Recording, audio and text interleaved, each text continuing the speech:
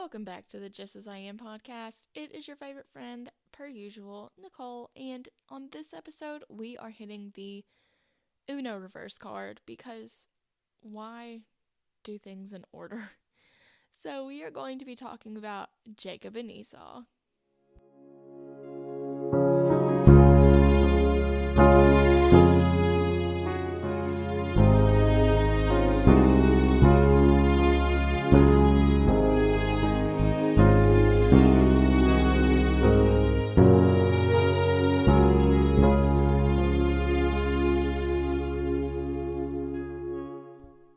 So, like I mentioned, we are going to be doing an Uno reverse card because last time we talked about Joseph, and well, this story is what leads into Joseph. It's right before.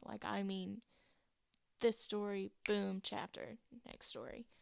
Today we are going to be talking about best brothers. And we're really gonna and I say that with a question mark. Really what I should have said was best brothers.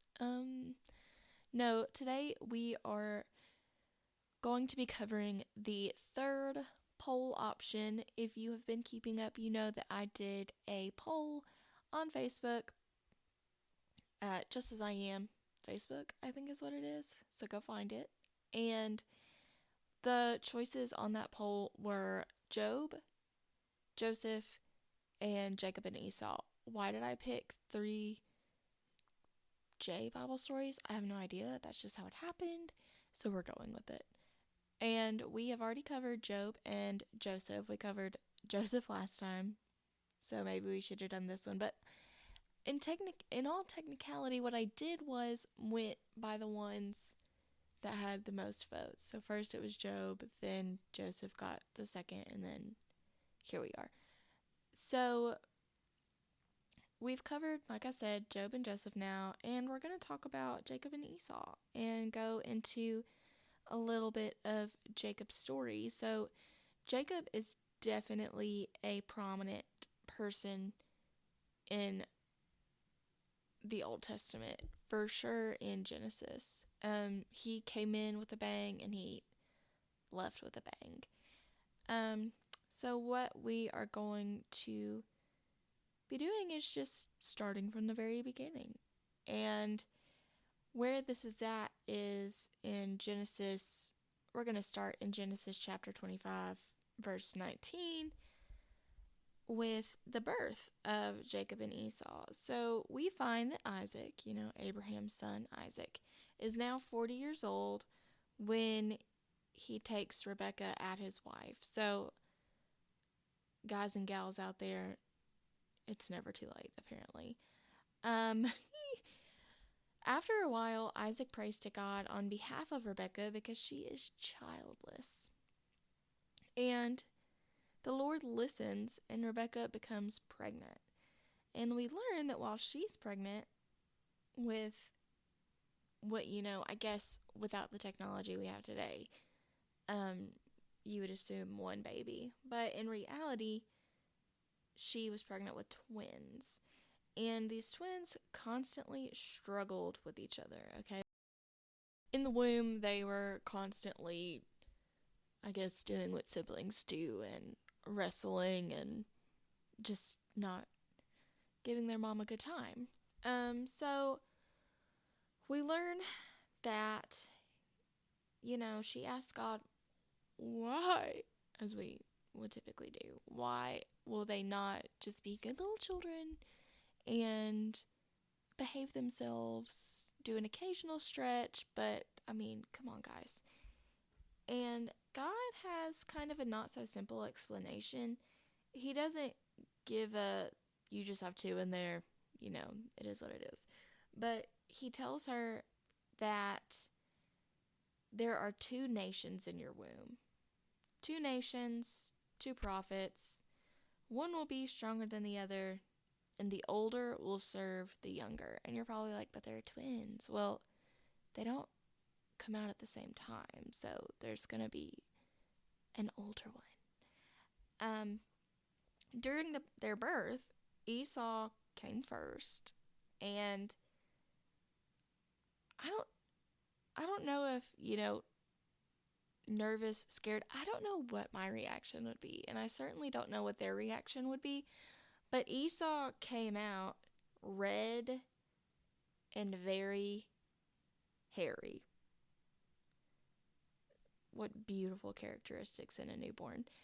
Um, I came out bald as a cue ball.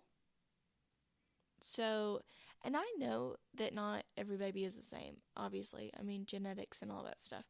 But Esau came out, and we say hairy, we don't mean just like on the head. We mean like, is caveman a good reference? Um, Definitely mammal. I mean, yes.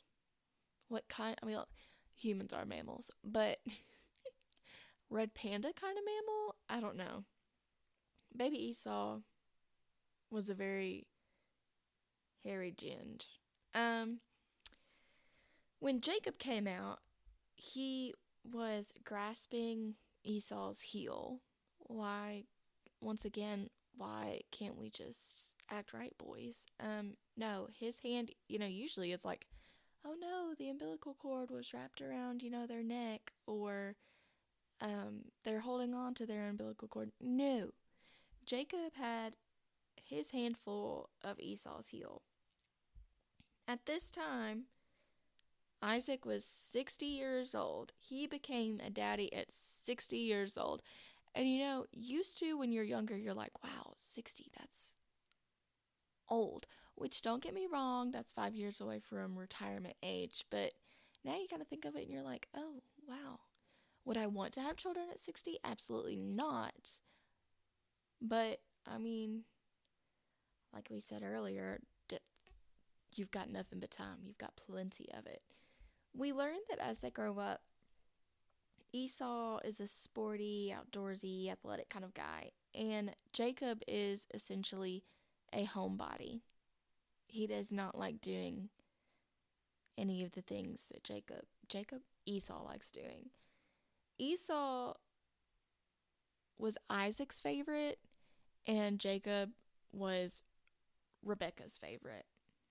And we're not supposed to have favorites, but it happens. And this favoritism was not hidden. Like, it was visible, it was known, it was not a secret whatsoever.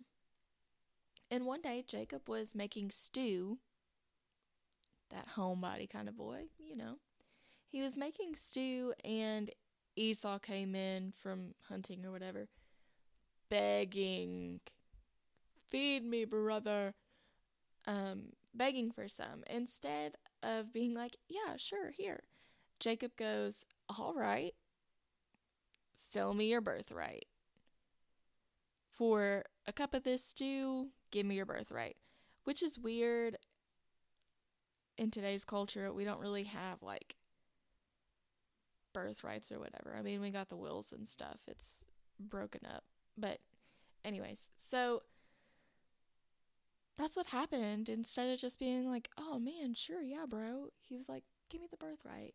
And there's a quick note in here of famine and a new location. And how Isaac is trying to tell people that his wife is his sister. Does this sound familiar to you? Because this is something his father did. I don't understand why that's, out of all the characteristics and stuff, let's not keep that one. In chapter 27, we find that Isaac is going blind. He is losing his vision. And he calls Esau in to tell him to go hunt, get some game, whatever, and then come make him a meal so that he can bless him one last time. Well, the thing is that Rebecca, and maybe Rebecca was a good person, but I'm just not a fan of Rebecca. Sorry, girl. But Rebecca was listening in and began plotting against Esau. So she went to Jacob and she told Jacob that she'll make the meal, and told Jacob to dress up like Esau. So, put some kind of clothes on that Esau would wear. But then yet, what was one characteristic about Esau? He's hairy. So Jacob also had to figure out a way to make himself hairy. So I'm wondering if they were fraternal twins. Not that that matters, but anyways. So it took a little bit because Isaac knew Jacob's voice, right? Once one sense goes away, you use your other senses to compensate for it. And so Isaac knew Jacob's voice, but to his touch, he felt like Esau.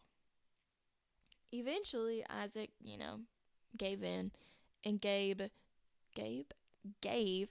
Jacob Esau's blessing. Now, this had both Isaac and Esau upset because Esau, went out, killed the animal, made the food himself, I'm assuming, and then went to his father to get his blessing. He followed all the rules, he obeyed, and he gets there, and Jacob's like, I can't give you the blessing. I mean, this is great, but I can't give you the blessing. And Esau's like, what do you mean? And then they use their context clues and figure it out that Jacob came in and took Esau's blessing. And Esau, all he wants is a blessing from his dad. He wants that blessing that his dad promised him. But Isaac cannot give him that blessing because he gave that blessing to Jacob.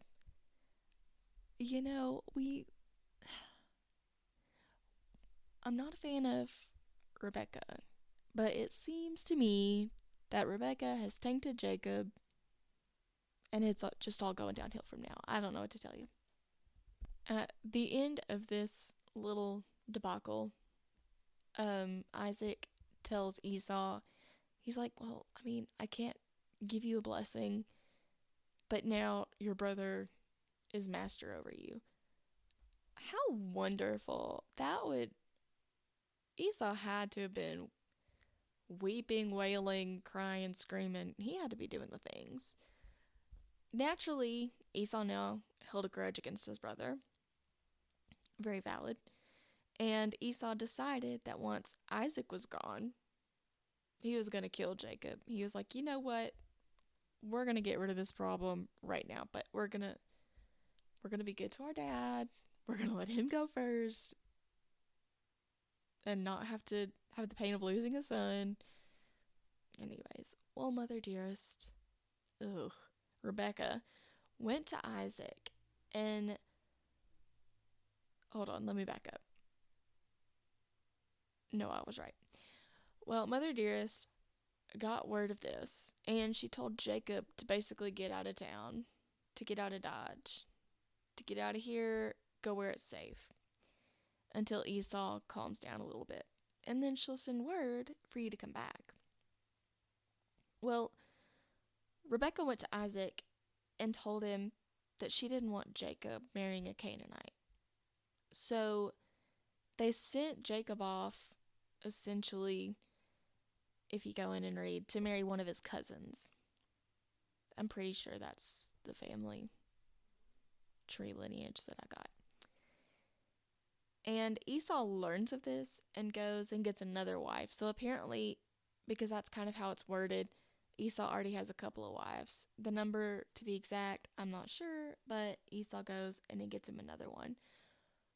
Which, the difference between this is that Esau's wife, Esau marries a cousin as well, but on his father's side, whereas Jacob goes off to marry a cousin on his mother's side. I believe that's how it goes. And so he gets another wife who's his cousin on his dad's side. And we learn in the middle of chapter 29 that, I didn't look this one up, Laban, I'm assuming, Laban, however you want to say it. Rebecca's relative has 2 daughters, okay? Leah, who is the older daughter, and Rachel, who is the younger daughter. So instantly, once that boy lays eyes on Rachel, Jacob is hooked. He loves her, basically, immediately. And when Laban asked Jacob, because Jacob started doing work for Laban and all that stuff, when Laban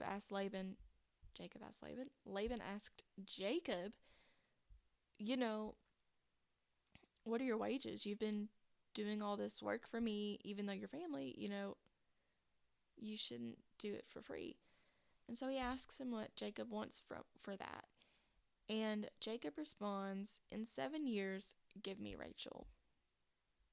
Okay, interesting. Why the 7? I'm not sure. Ask a scholar. But what happens is Laban actually gives Jacob Leah when his 7 years are up. And then this makes Jacob mad, but whatever. Then he's like, well, just work another 7 years and you can have Rachel. And so that's what he does. And Jacob ends up loving Rachel more, which, makes sense because, he saw her first, he fell in love with her first, all the things. But, Leah's still your wife. But the Lord noticed this. He noticed that Jacob loved Rachel more. And so he allowed Leah to have essentially baby after baby. She was a baby-making machine. And after a while, Rachel still didn't have any children. And the Lord had made her barren where he made Leah fruitful, I guess. And Leah, down the road, Leah ends up having 6 sons for Jacob. And sisters being sisters, I have a sister, I can attest to this. Now, I wouldn't necessarily do what these sisters did, but, you do things to get your sister all worked up. It is what it is. And so both of the girls end up, Rachel sends her slave to sleep with Jacob so that, he can get sons from her. And then Leah's like, oh, well, hold on. So she sends her slave in to get more kids from Jacob. It's just crazy. It's wild. This isn't like the first time that, we see, this is also, if you go back to Abraham, another thing where these women send their slaves in to have children, like it counts. I don't know why that worked. It clicked in their head. I don't understand that math, but it's what they did. And so eventually down the line, God is like, okay, I think that's been enough. And the Lord lets Rachel have a son, whom she names Joseph. And from the previous episode, we know all about Joseph. So now Jacob has decided he's going home. He's tired of being here. It's time. He's going home. And he takes his family and his flocks with him and he heads out, right? Well, Laban was not thrilled with this. He's like, you're taking my kids, you're taking my grandkids. And he goes after Jacob in a way. And there's conflict, but the conflict led to a covenant with each other, all the things. So now Jacob is preparing to meet Esau. And he sends a messenger or messengers to Esau, tells him exactly what to tell Esau, and then they come back and say that Esau is going to meet you with 400 of his men.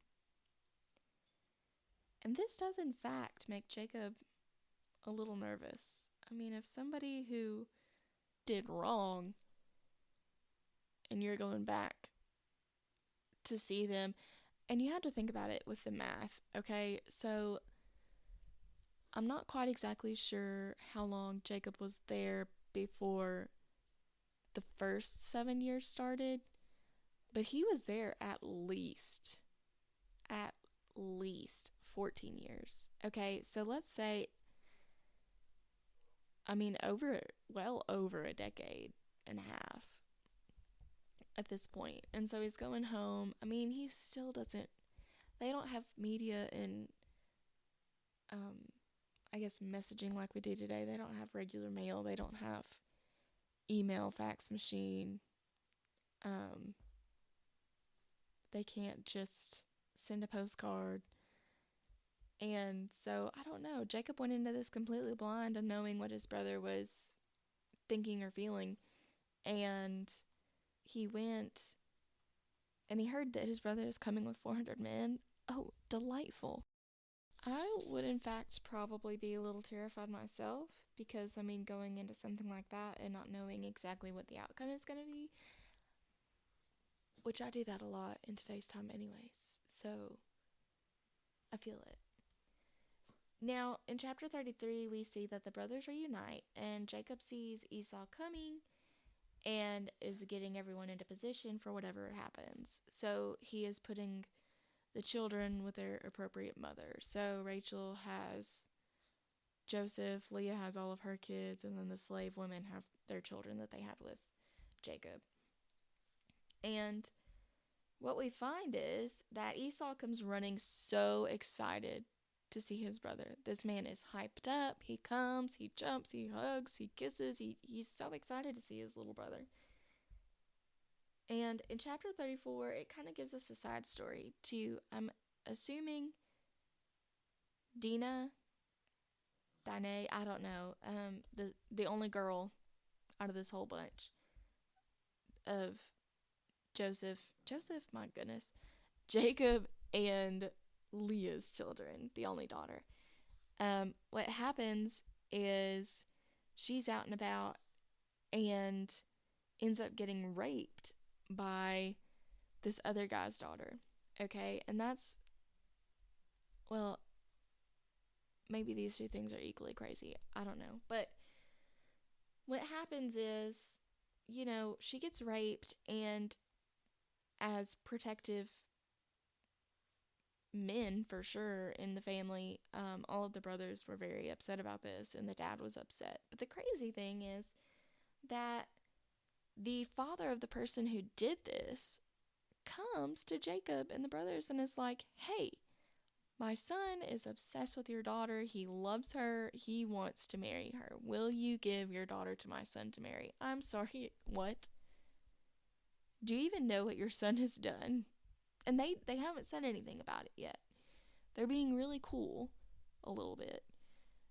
And that's just like, do we pummel them here, or do we get both of them together and pummel them? What do we do? Anyways, so next thing we read is that the family is taking a field trip to Bethel. Okay, they are taking a field trip to Bethel because they're going to build an altar, because this is where God spoke to Jacob. And on the way back, after they have made this wonderful altar, Rachel goes into labor, and during her childbirth, she passes away. But before she passes away, she does have her son, and I believe it's Benoni, but Jacob then calls him Benjamin.